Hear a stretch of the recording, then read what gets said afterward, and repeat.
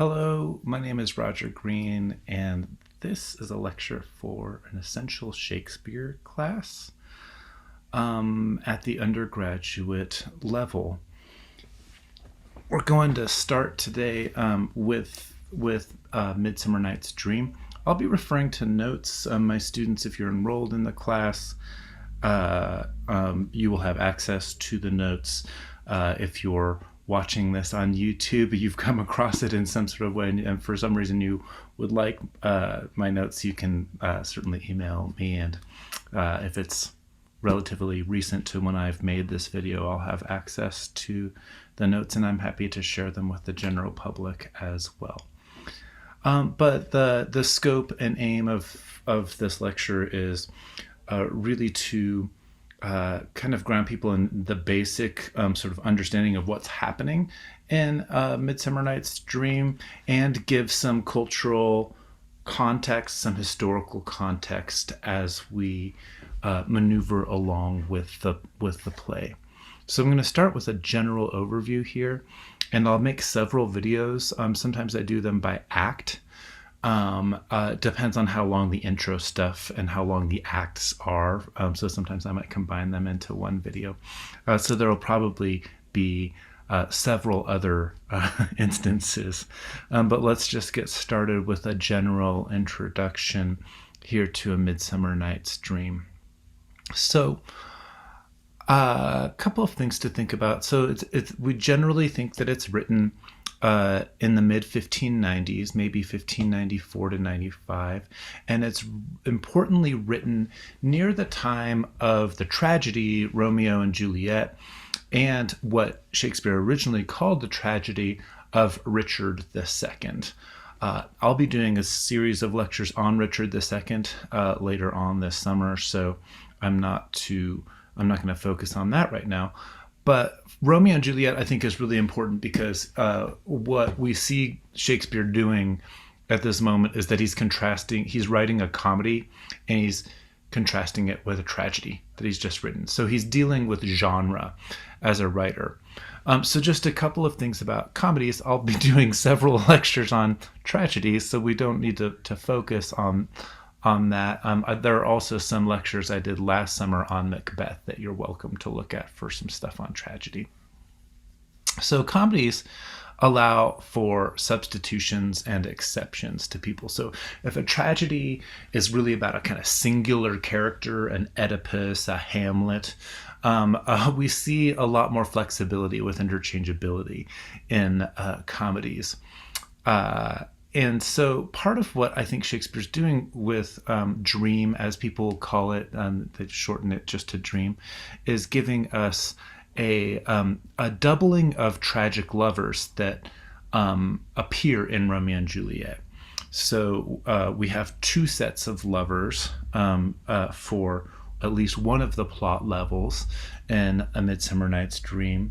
And then we have the overarching plot of the play, which is framed as a marriage between Theseus and Hippolyta.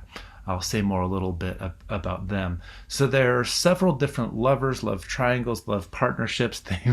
They mix it up throughout the play, and that's part of where the comedy comes in.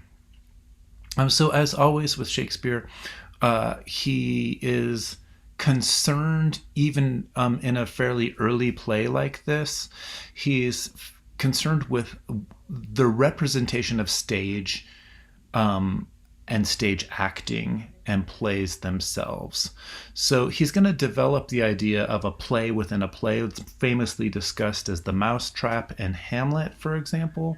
But you see him already dealing with that kind of theme with another plot level in A Midsummer Night's Dream, which is the one with the players, with Peter Quince and Nick Bottom and the other fellows.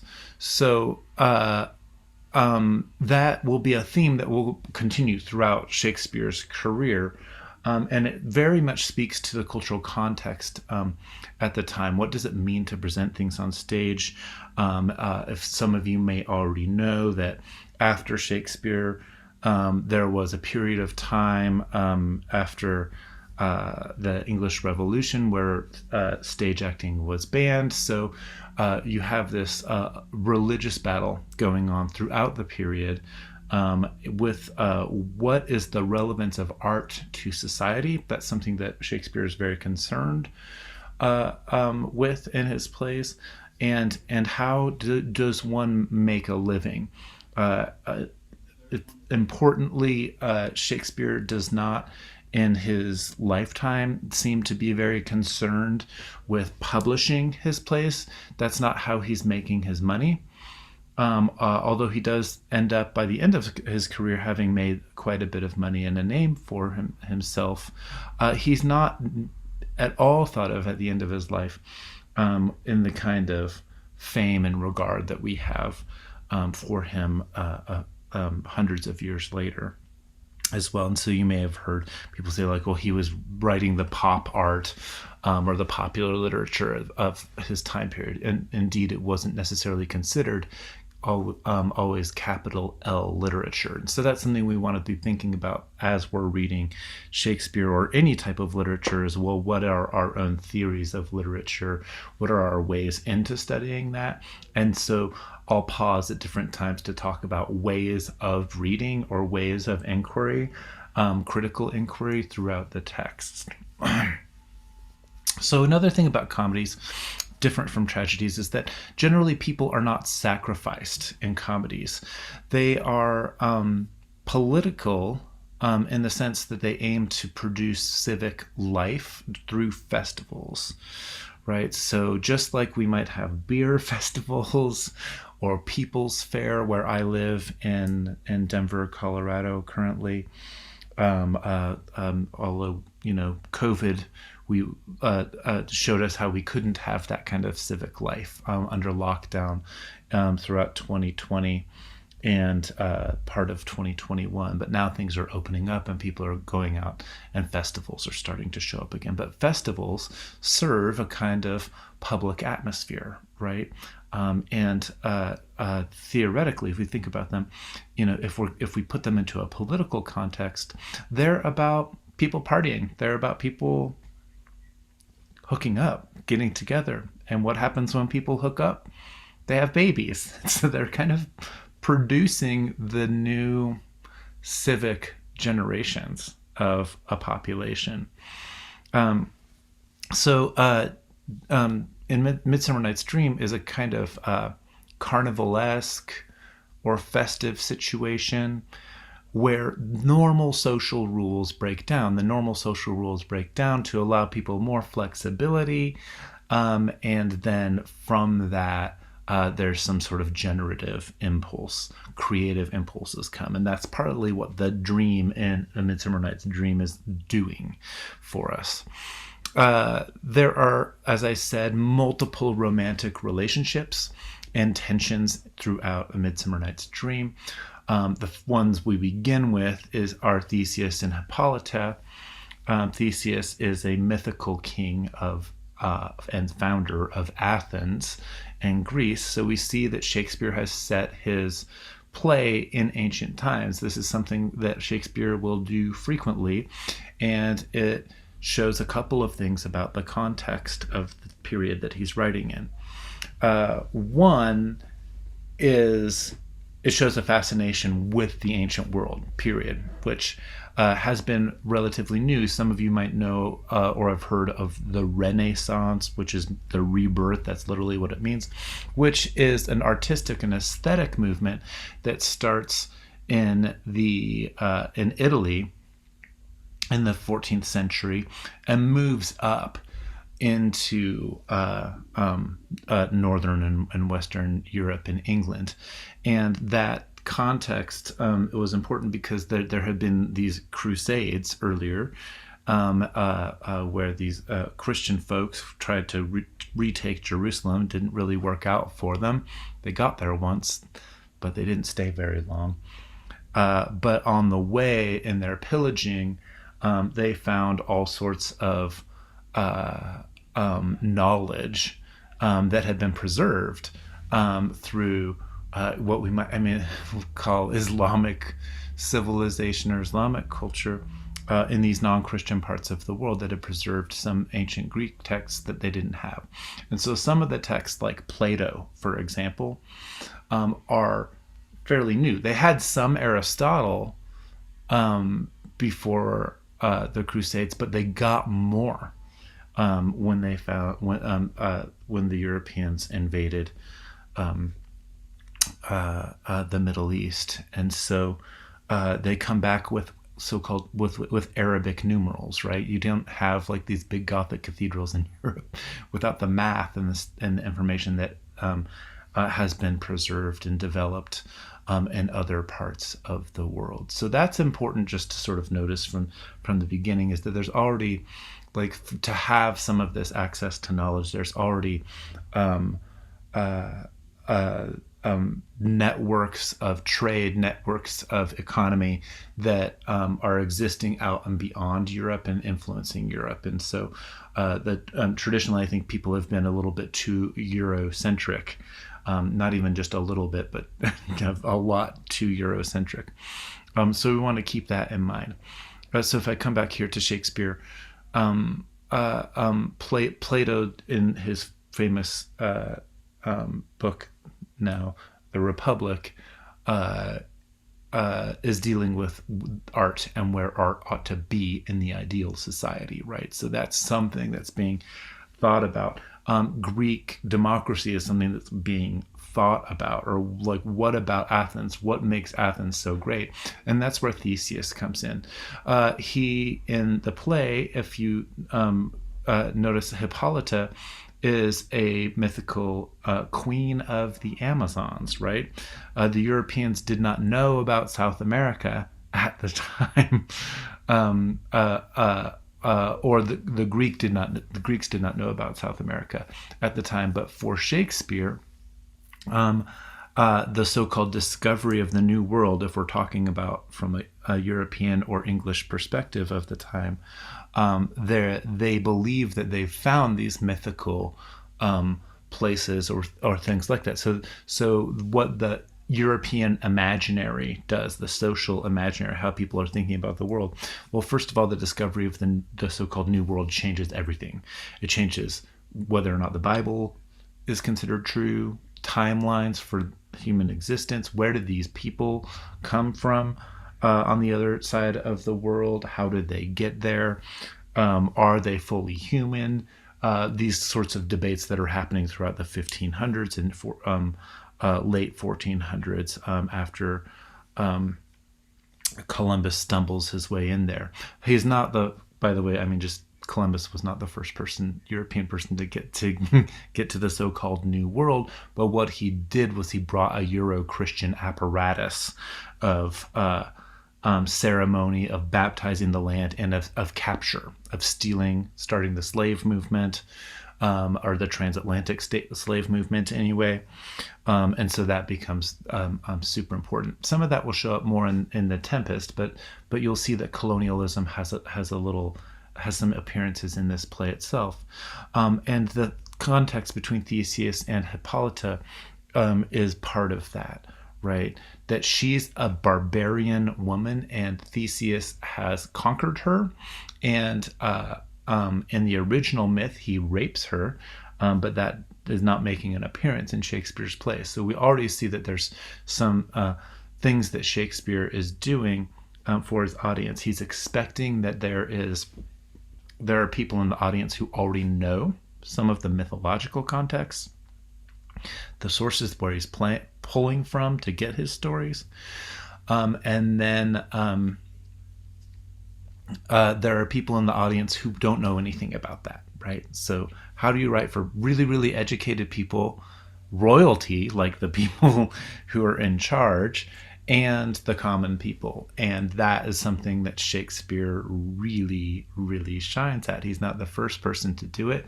This is why you often have classes in Geoffrey Chaucer, who was doing the kind of class thing with characters. But Shakespeare does take it to a sort of new level So we look at Theseus and Hippolyta, and then there's a doubling of their characters with Oberon, the king of the fairies, and Titania, the queen of the fairies. And they're arguing over an Indian boy.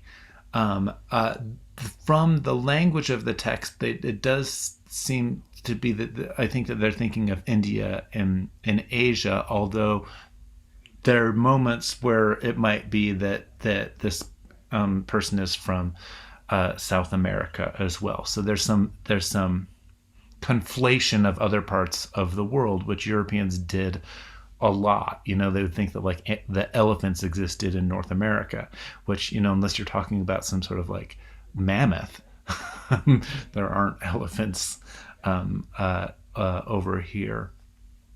So it's interesting to visit Europe and see sometimes where people have tried to paint the rest of the world and don't get things quite right. So they're arguing, and this is just, we should just be very clear that the colonial sort of inflection is there. It's not a major part of the play, but they are arguing over who has access to this Indian boy. And so that conflict that Oberon and Titania are sort of dealing with on their own level in the dream world is a reflection also of what Theseus is going on in terms of a power dynamic between Theseus and Hippolyta. So there's that doubling element of the characters that's a big theme for Midsummer Night's Dream. Then we have the four lovers, Lysander and Hermia, Demetrius and Helena, and they're going to be in various different configurations throughout the play. We want to note from just at the beginning, from the perspective of stage acting, or if you were going to put on the play, sometimes the same actors double the parts because there are only so many people in Shakespeare's original troupe, for one, but also because having the same actor play the same parts allows an audience to sort of make that connection to the fact that that doubling might be an intention. So famously, for example, if we took a play like Peter Pan, if I jump to the early 1900s, the same character who plays Captain Hook is often the same actor who plays Mr. Darling, the kid's father. Right, so there's this father relationship going on, and it's doubled. And the dream world of Neverland and Peter Pan does something similar to what Midsummer Night's Dream is doing for Shakespeare. We will also want to note that it's assumed at the time period, and this is really important, that the audience has to use its imagination in addition to scenery. Like realism on the stage, having things look real, can hamper the development and the production of a play. You are creating an interaction between the audience and the people in the play, and of course, this is part of staging any play for a director of a film, is like how much realism or non-realism do you show. And so there's very much, just like Shakespeare's interested in putting stage acting into a play, what he's partly doing is he's teaching his audience how to think about the plays themselves. So there's a lot of layers to the work that Shakespeare is doing as a writer. So the assumption of, especially at the time, is that a good play uses and draws upon an audience's imagination, right? The audience imagination is part of the production itself. And engagement with the audience imagination makes the audience more invested in the performance. And so you can think about how this might translate over into like reading books silently, and then this sort of common thing that people say, like, oh, the book is better than the movie, blah blah blah blah. It's like yeah, but like, it's like, you're kind of missing the point that an adaptation is just that. It's an adaptation. It's an interpretation that allows us a different sort of inflection, right? And don't think that Shakespeare wasn't all about adaptation. He's adapted plenty of stories, as we'll see in Dream, from the poet Ovid, for example, from ancient Greek culture. He has several history plays that he does where he's walking through English royalty. And why does he do it? He does it because he knows that the audience has some context for it, right? If the audience already knows what happened with Richard III or with Richard II, then they are not concerned with what happens. They're concerned with the telling of how it happens. So Shakespeare, again, like I said earlier, Shakespeare doesn't seem to have been interested in like publishing the plays individually or collections. There, some of that happens throughout his lifetime. Some of it happens without him getting paid for it, which was common for the time period. But we don't get the folios being sort of collected together until really after Shakespeare has died. He doesn't. He's just thought. It just says what Shakespeare, what was important to him as a playwright was actually doesn't seem to have been that he was going to be immortalized in books and people were going to read him for centuries on. So that's pretty interesting, even though there might be some lines in sonnets. And if you know the sonnets, you might know lines that I'm thinking of. Where the immortality of the writer or the poet maybe might show up, doesn't seem to be exactly the way that Shakespeare as a human was thinking about things. And this gets us into some thinking of basically about, well, what sorts of approaches do we bring to the reading of text? How much does biography matter, for example? In the 1930s and 40s, the mid kind of 20th century, in American literary study in particular, there was a movement called New Criticism. It's not new anymore, but that was particularly developed by literary theorists living in the South, particularly people interested in democracy and what it might mean. And the perspective of New Criticism brings an assumption to texts that says that we're going to bracket off the author's biographical experience, that only the object of art, the object of the text, will have its own meaning. We don't need to know the references that it has to other things. We can deal with just the text itself. And so there's this language around textuality, or a later critic is going to say there's nothing outside of the text. That's all of this kind of reaction to and reference to New Criticism and American New Criticism in particular. And why is that important? Well, if you're going to be teaching Shakespeare in high school, for example, probably part of the difficulty of Shakespeare and why I'm making these lectures is because there is so much context. There is so much historical baggage and cultural weight that our society puts on a figure like Shakespeare. And so if you're coming at Romeo and Juliet as a 9th or 10th grader, you just don't have that.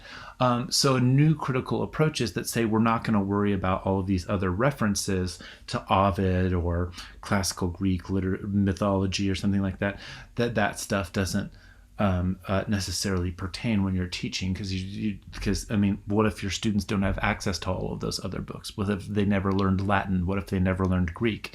No, just deal with the text itself and do a focused or close reading of the text. We will have a close reading assignment in this class, for example, partly because I think close reading is a good skill to have, but also partly so that you can understand what that mode of inquiry into literature is. Now you'll notice that I am bringing in Shakespeare's biography already, and I will oftentimes refer to Stephen Greenblatt, who's one of the major Shakespeare scholars of our time, and a particular favorite of mine. And Greenblatt has written a biography of Shakespeare, even though we don't know that much about, as critics, we don't have a lot of biographical information about Shakespeare himself. I'll have another lecture just kind of generally on Shakespeare. But you'll see that I bring in aspects from Shakespeare's biography. So that says something about my own methods of reading that I'm bringing to texts. Like all of that, it comes from this explosion around the audience's imagination and how it has to do with the text.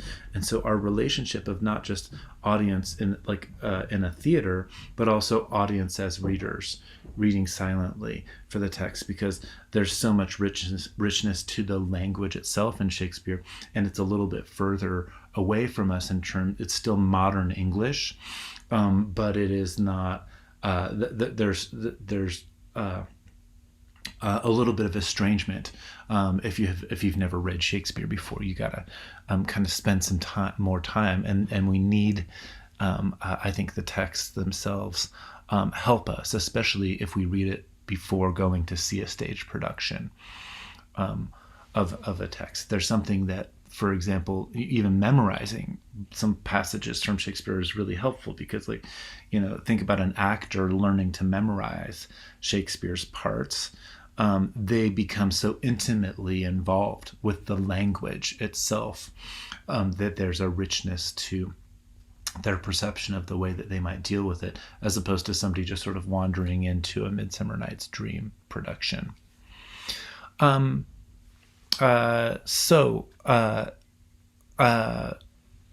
Shakespeare doesn't seem to have had that specific focus on becoming known for having his stuff in print, but we want to kind of balance that with this heightened attention that he has to audience and imagination, and the imagination that is developed through the audience, and he does that specifically at times in his plays through specific commentary on what stage and play productions themselves mean in a text, in a play. Okay, so just some conventional criticism has thought that A Midsummer Night's Dream was originally presented at a wedding. That's been more recently contested, so there's some scholarly debate about that. I'm not going to come down on one side or the other. I just want you to know. There are 4 major plot lines that I'm going to identify for this lecture anyway. There is what I will call the overplot, which is the marriage between Theseus and Hippolyta. That's what structures the play in terms of a wedding. We open the play anticipating the wedding. It's going to be 4 days, they say, until the wedding, and then we close the play with the actual wedding or weddings of multiple characters.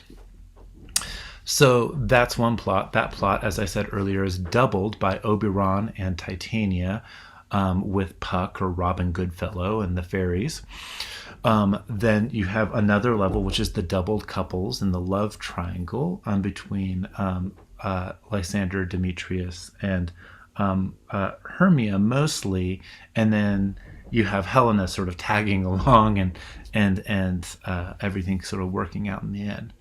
And then you have the underplot, which is Peter Quint's Nick Bottom and the players, and embedded in the underplot is the Pyramus and Thisbe reference. Why is that important? Well, first of all, it's important because Shakespeare is pulling it from one of his favorite poets, Ovid.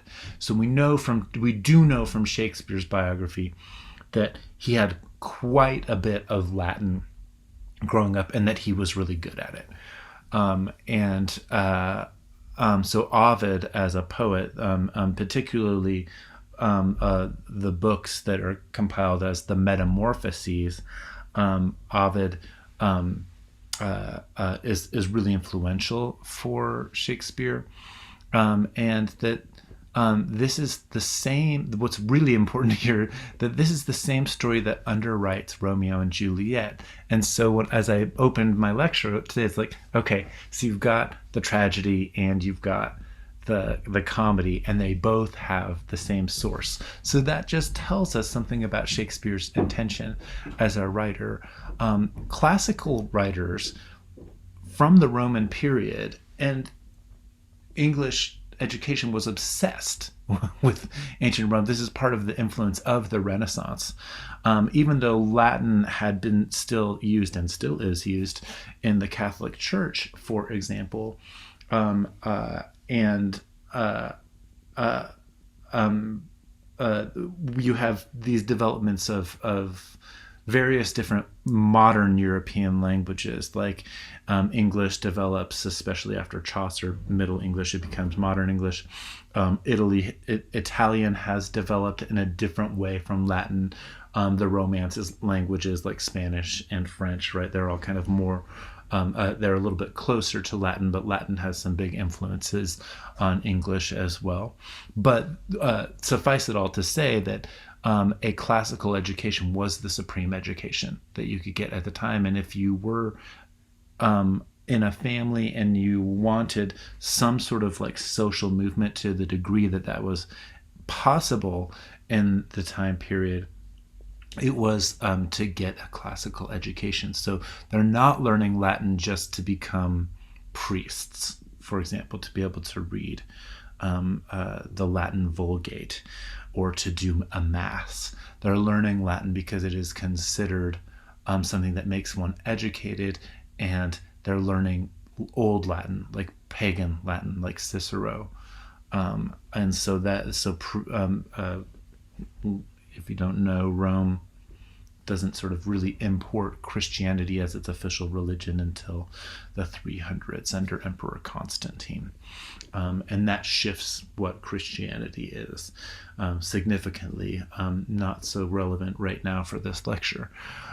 So it's just important what a classical education would mean. And then if you went to college or university, which Shakespeare did not, then you would get more of the Greek as well. And it does seem to me, and you could maybe argue with me on it, that Shakespeare is definitely his Latin outshined his Greek, or at least his choice of poets like Ovid who become his favorites.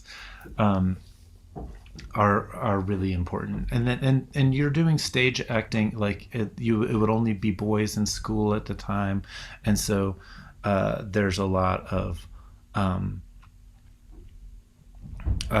cutting out of women's parts, or if you as Shakespeare did on stage, the men and boys played the female roles on stage. So there's some religious aspects or influence going on there about like concerns about what it means to have a woman on stage, which we could talk about.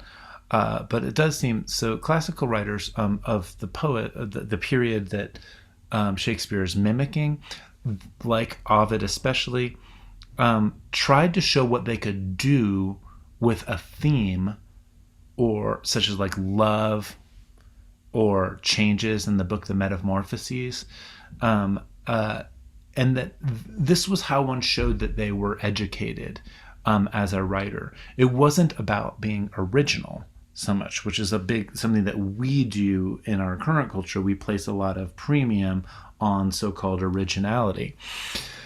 The way that one could show expertise in the ancient period, and then this is what Shakespeare's mimicking, was not so much in coming up with the original story, but in mimicking Greek and Roman theater, where audiences generally already knew the plot and who the characters were.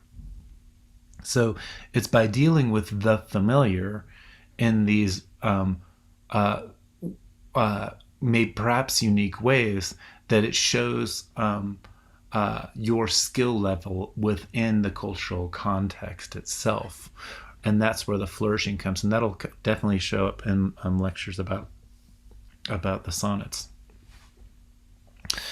The sonnets kind of do the same thing over and over again. It's like, well, here's this person, they're in love with this person, maybe there's a love triangle going on, but the theme of love, whether it's a Petrarchan sonnet or a Shakespearean sonnet, the theme of love itself becomes a way of dealing with lyrical poetry, or poetry that's focused on the I person. Here's some things to be pondering as you read A Midsummer Night's Dream and start digging into it on your own. So just some basic questions. First of all, is the dream space of the forest a doubling of Theseus and Hippolyta? And if it is, which I'm going to suggest that probably it is, but other characters that are in there as well, so you could argue with me. Is it an id space? So is the dream space of the forest a doubling of Theseus and Hippolyta? And if so, is it an id space? And what do I mean by id? Some of you might know this already. So I'm bringing in psychoanalytic language, although there are some important books from the time, such as Thomas Nash's The Terrors of the Night. So dreams are something that and this seems to be one of the sources that Shakespeare has read for A Midsummer Night's Dream. I'll get more into that when we dig into the play. The language that we've inherited in the 21st century comes from Sigmund Freud, who distinguished a difference between the ego, the superego, and the id. And I will say more perhaps in a later lecture about how all of that works. But generally speaking, the ego is the sense of I. In fact, it's just the Greek word for I is ego. The superego is kind of an internal conscience that's developed through tradition and through culture that basically says that I can't always do the things that I want to do, right? I might want to eat all of the McDonald's because it tastes so good, but if that happens, I'm going to get fat. And so there's this kind of reasonable thing that I do to sort of put keep myself in place. It's associated with law. It's associated with the father. Father figures are going to show up in Midsummer Night's Dream, especially. And then there's the id space, or the unconscious, which allows which is the space of uncontrolled or uninhibited or unrepressed desires, where they can play themselves out. If you've ever had a really weird or crazy dream, you know what I'm talking about. That's the id space. So what is the forest doing as the id space in A Midsummer Night's Dream? A question to be thinking of as you read it. As I said, we have sources from the period, including Thomas Nash's Terrors of the Night, which was written in 1594, and Nash is somebody with whom Shakespeare's acquainted. So this focus on dreams and what they are is already a discussion that's happening in the period. And there seems to be a shift away here from dreams as external prophecies to dreams as mirrors of individual subjectivities. So in ancient times, you might think of like a dream as predicting some sort of future thing. And you've maybe had a dream that felt like that, a dream that came true in reality. But there's a bit of a shift in Shakespeare's time away from thinking about like, well, what are they really? And what is this thing called a human brain? And does it have factors or functions or faculties of its own? Or how does that relate to ideas of ghosts and demons and other sorts of things?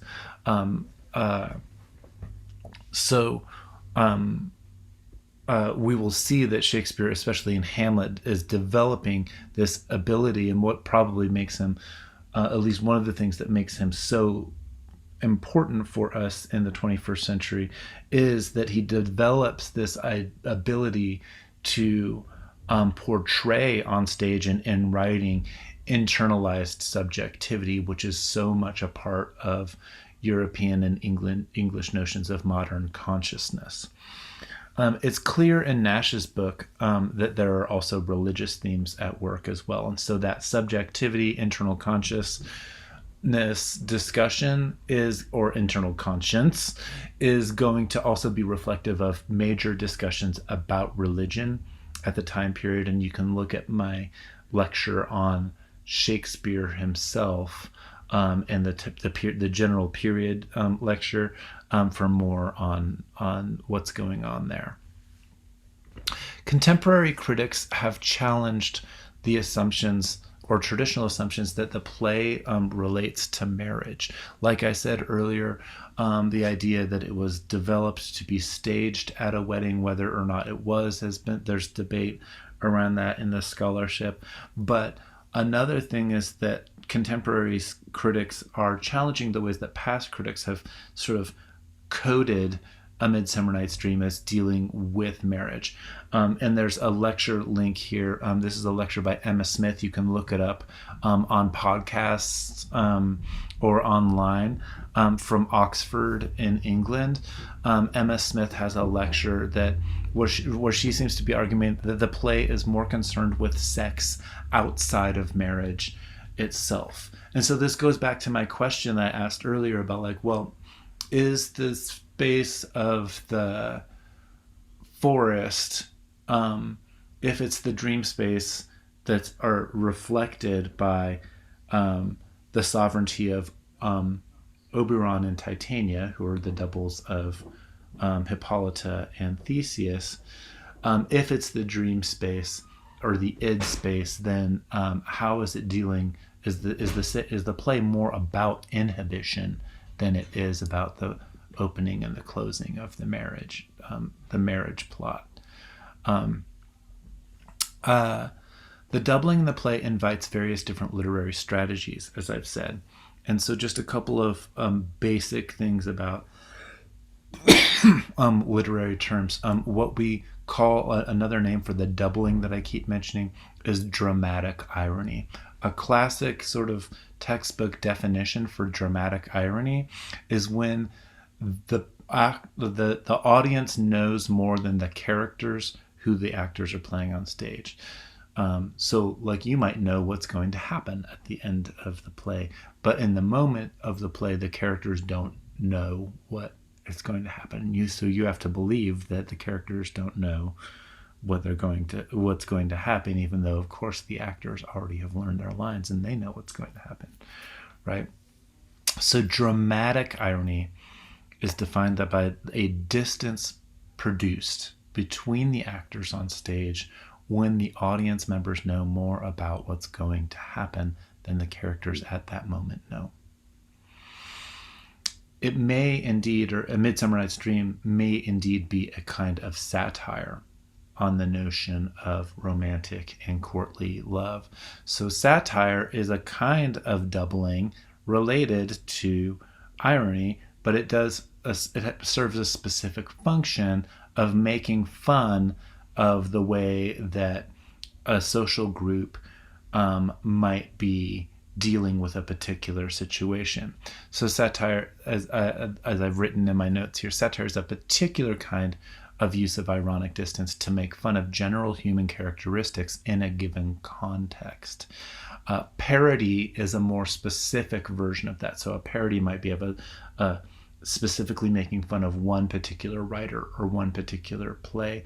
But satire is more general. It's more of a general critique on society. So it seems to be, if we follow someone like Emma Smith and what she's saying, that the play might be more about sex than about marriage, or uninhibited sex outside of marriage. The play is perhaps be a satire on courtly love, which was a theme throughout the Renaissance in Petrarchan sonnets. The idea that I fall in love with an idealized mate. You can think about Sir Lancelot and Guinevere in Arthurian stories, right? It's adulterous in some ways because Lancelot and Guinevere are in love, but of course Guinevere's married to King Arthur. So there's these kind of triangles that show up in courtly love, but it's not always realized, right? And so there's a Christian element to courtly love in the fact that the love is transcendent of the actualized sexual relationship. So courtly love was a kind of Christian love, and that went beyond all things possible and was often unattainable and adulterous. Just I'm reading off of my notes here. The idea was a transcendent love. Shakespeare's comedy is making fun of this. And at times, it can also hit a register where it might be making fun of the Christian religion itself. And this was a dangerous thing to be doing in England at the time, was to be making fun of Christianity. But you can see that what Shakespeare might be doing as a writer through his critique of courtly love is finding a way to talk and make fun and ease people's minds about things in a carnivalesque way. So if I go back to earlier in my lecture, if what comedies are supposed to do are to make us relax a little bit, become uninhibited, make out with people and have sex and produce babies, that serves a political function that loosens things up for a time period, but doesn't loosen them up so much that says like, oh, well, we should like screw F society or something like that, right? Which is a weird reference to the iRobot show, or Mr. Robot show, showing up here. So the theme of love, so this goes back to that emphasis on like what Shakespeare's doing is he's working with a theme more than a plot, more than an original plot. And he will deal with that theme in various different levels. So you have various different plots, various different ways of doubling that are showing up. So it's almost like there are different prisms or different perspectives of the ways that one could look at and refract on this one object that we will call the play Dream, or A Midsummer Night's Dream. And those different kinds of reflections, almost like if you have like a crystal or something that has different types of angles from the ways that it is cut, that seems to be what Shakespeare has done as he's put all of these different layers together. Later on, so this is like, I mean, that might sound a little bit more precise than the play is. So later on, for example, in 19th century or Victorian times, there was a lot more sort of like concern, famously with being proper or social mores. For various reasons that I'm not going to lecture on at the moment right now. But during the Victorian era, which is very influential on our times now in the 21st century, this is the time when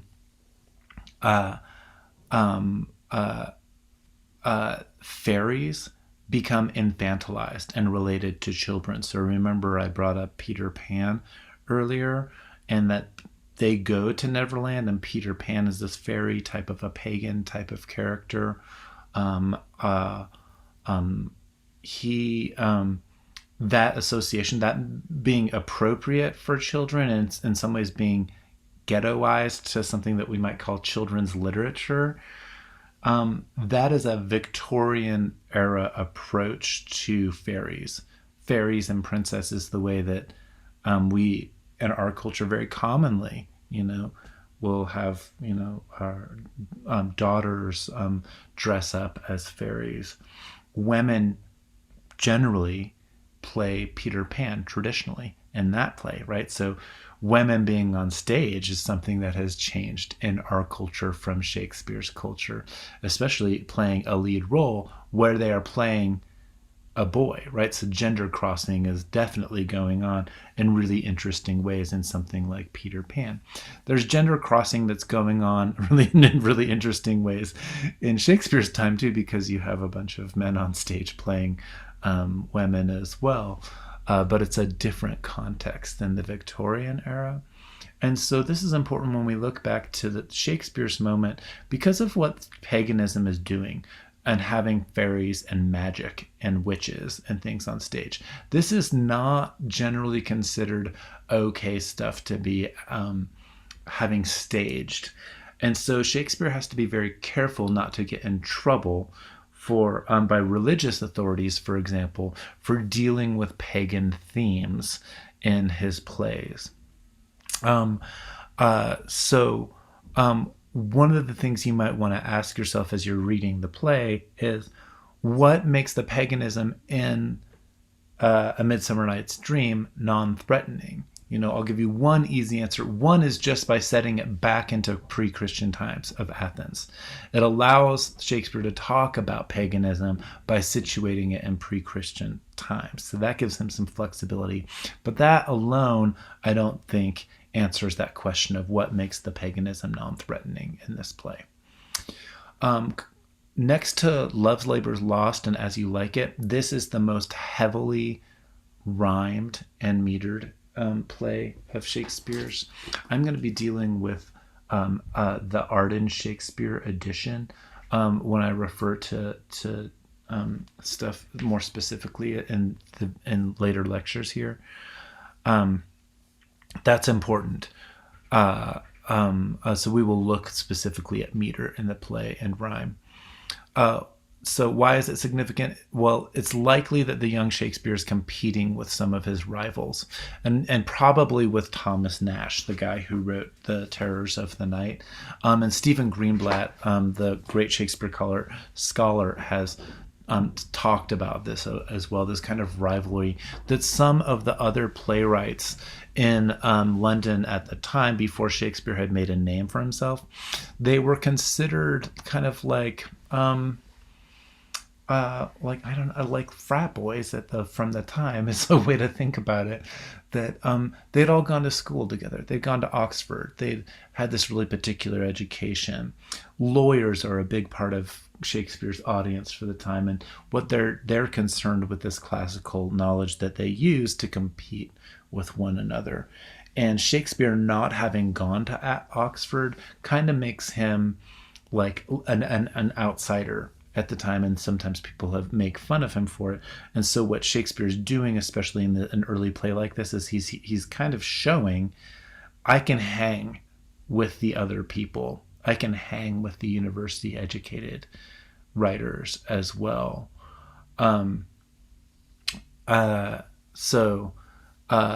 This is also important because Greenblatt notes that at around this time, a plague has broken out. The plague, not the same, different versions of the plague from the 1340s that show up as the Black Death. But a plague has broken out in London, and there has been a quarantine. Some of you might be familiar with quarantines. They're not just from 2020, right? And COVID. So a plague is broken out, and this is drastic for if you're a playwright, right? Like Shakespeare, it's like, oh my God, how am I going to make my money, my acting troupe, all of this sort of stuff, if we can't have plays because of the plague. And so what he does is he starts seeking money from patrons who might help support him, especially rich patrons. And how do you appeal to rich patrons? Well, you show that you're educated and that you can deal with classical literature and that you can deal with it in really witty ways that compete, of course, with all of the people from Oxford. So there's an element of survivance going on, or sink or swim. There's a capitalistic element, you might say, to Shakespeare. He knows what he's doing. He's very canny as somebody who is trying to make a living, and he does well for himself because he's able to do that. So we see all sorts of merchants in his plays as well. He's trying to figure out, how does one survive? Later on in his life, after he gets some patrons, and the names of his acting troupes reflect this, once it's the King's Men, and he's got the support of King James I, then he might not have to be as worried as when he is writing A Midsummer Night's Dream. It's likely that the sonnets began during this time period as well. They began as ways of circulating Shakespeare's ability as a writer within educated circles, so that he might be able to find a patron. And there are speculations on who the sonnets are addressed to and whether or not that person is a patron as well, but we won't deal with that in this lecture. So you want to notice just a couple more things before moving on with the play here. Notice that there's this tit for tat that happens among characters' lines. This talking back and forth, taking over a line from someone else, and that is showing the flexibility and the wit that Shakespeare has. Again, why Athens? What's the context of Athens? Athens is the historical basis for civilization, for Greek civilization and ancient Greek culture, which is so important for the Renaissance and its rediscovery, the golden age, for example, of philosophy and Greek tragedy and playwriting. So we move from a space, famously in A Midsummer Night's Dream, from that space of cultured city, Athens, to the forest, as I said. So you're moving from law and order of the city into the forest where there's more flexibility, right? And that, of course, as I said earlier, is going to reflect back on sexuality, on the id space, on the dream space, and what dreams do. And there is a kind of exhaustion that happens throughout the play. Even if we go with Emma Smith and we say that, yes, the play is more about uninhibited sexuality, there's a way that by the end of the play, the characters are kind of longing for order, and that marriage preserves that kind of order for them. Again, spoilers or spoiler alerts don't really matter so much with Shakespeare here. It's more about the ways that he's dealing with the themes than about what happens. That's why spark notes and things like that aren't really helpful for really digging in and learning about Shakespeare. So marriage, think about marriage. Marriage is the civic thing. It's the thing that produces legitimate offspring for the polis or the city. Comedy appears to be geared, as I said at the beginning of this lecture, comedy appears to be geared towards the production of that type of society. Lurking behind the play, however, as I alluded earlier, is the tragedy of Hippolytus, who is the son of Hippolyta and Theseus in Greek mythology. So this is a layer of writing that Shakespeare's educated audience would know, right? So Shakespeare doesn't deal with the fact that Hippolyta has been raped. She hasn't just been conquered, she's been raped. It's downplayed, but the mythological stories in the background, which are made famous in plays by Euripides, the Greek playwright, he wrote a play about this in 428 BC. So in Euripides' play, Theseus and Hippolyta are not married. Theseus rapes Hippolyta, and Hippolytus, the son of Theseus, the illegitimate son in this case, grew up and refused to have sex with women. He devoted himself to the goddess Artemis. In Greek, this is the goddess of the hunt. In Roman terms, in Latin, it's Diana. So Artemis and Diana are the same goddess type of character. Sometimes also in Greek, Artemis is associated with Hecate, who is at times in Shakespeare the first or the queen or the head witch, for example. So witchery sort of comes in there as well. When we look at witchery and witchcraft or magic in the play, we might associate that not with just the forest, but with Artemis and with this goddess of the hunt and the hunt of love, which we see happening, people chasing each other through the forest. The hunt of love is a big theme in early modern English literature.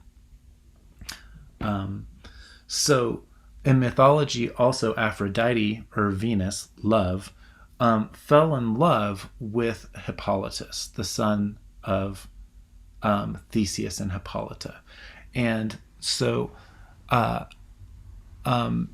she inspired his stepmother, so the woman who Theseus marries instead of Hippolytus, and her name is Phaedra, to fall in love with the stepson Hippolytus while Theseus was away.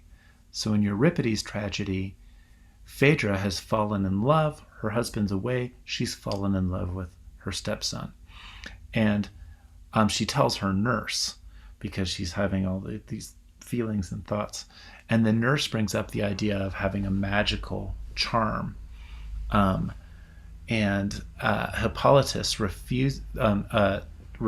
So the charm would be to get to Hippolytus to fall in love with Phaedra. But Hippolytus doesn't fall. He refuses Phaedra. And of course, he's devoted himself to Artemis. Phaedra then hangs herself, and she leaves a note behind saying that Hippolytus raped her, which he didn't do. So she falsely accuses him. Theseus then exiles his own innocent son, who dies while he's leaving the city. And so this is Artemis's rebuke to Theseus. So Theseus raped Hippolytus's mother, Hippolyta. Hippolytus refuses to be sexual. Venus, or Aphrodite, falls in love with him and inspires his stepmother. But all of this ends up being a way of punishing Theseus for the original rape of Hippolyta. So justice is working in this much more complex and different way, convoluted ways in pagan culture. And that is something that only a certain level of Shakespeare's audience is going to be aware of. These kinds of literary allusions, right? When you're bringing in another story into a play. Now we know that Pyramus and Thisbe was the grounding story from Ovid that grounds both Romeo and Juliet and A Midsummer Night's Dream. But what I just went into here at the end here is a completely different constellation of references that are going on in Shakespeare. So again, what this is all doing, if we think about audience and audience connection for Shakespeare, is that there's a lot of potential irony left for the educated members of Shakespeare's audiences, which are, again, I say, are frequently lawyers, and they will know this backstory. Again, it's a way of saying, I can hang with you as well as a writer. Like, you want to see some stuff? Here we go. I'm gonna lay it down. I'm gonna lay it on you. And then people who don't have a classical education can still enjoy things that are happening in the play at other levels, especially that kind of subplot thing that's going on with Nick Bottom, who literally gets turned into an ass. One other layer to be thinking about here, besides the educated elite, the lawyers, the people who've gone to Oxford, are of course the royalty themselves. And so Queen Elizabeth saw Shakespeare plays, engaged. She was aware of performances of various times in Shakespeare's plays, and that she would sometimes alluded to in the play itself. So she was known as the Virgin Queen as well. And so I've just gone into this whole diatribe about Hippolyta and being raped and all of that sort of stuff. And yet at the same time, there's a queen. She wasn't celibate. She had sexual partners, but she was known as the Virgin Queen. The ancient setting allows for these pagan elements. It allows Shakespeare to get away with presenting fairies. There does seem to be a reference going on to Edmund Spenser, one of his colleagues, whose first books of the Fairy Queen were given to Elizabeth in 1589. So there's already a precedent before Shakespeare writes the plays of using fairies to talk about Queen Elizabeth. And they're published. Those are published in 1590. So Shakespeare would have access to Spenser. The later poems, so the Fairy Queen, which is not within reach here at the moment, is really, really thick. It's a long thing. So early parts of the Fairy Queen are really praising Elizabeth. Later, it becomes more critical of her, but at least the stuff that's come out that would be around when Shakespeare is producing A Midsummer Night's Dream is definitely favoring Queen Elizabeth. So the early books especially celebrated her embracing of Anglican Protestantism as a national religion. And if you know from my other lectures or another period in time, of course, Queen Elizabeth's father, Henry VIII, is the one who broke away from the Catholic Church, founded the Church of England, or the Anglican Church.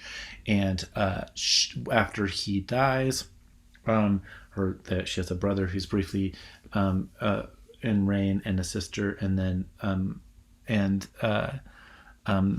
there's this shift back to Catholicism, and Queen Elizabeth has switched England back into being Anglican. So pagan elements are being used already to support Queen Elizabeth's reign over England. And so part of what's going on with the paganism, at least there, is a kind of nationalism, that there's an embracing of